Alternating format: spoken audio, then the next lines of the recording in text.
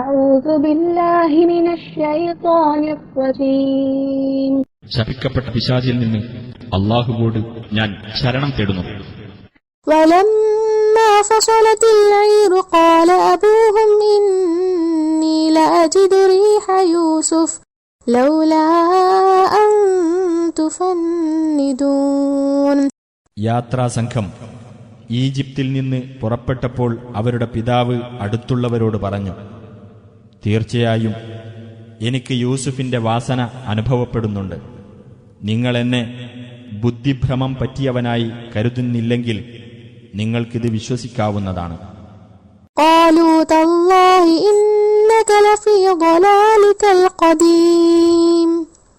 അവർ പറഞ്ഞു, അല്ലാഹുവേ തന്നെയാണ്, തീർച്ചയായും താങ്കൾ താങ്കളുടെ പഴയ വഴികേടിൽ തന്നെയാണ്.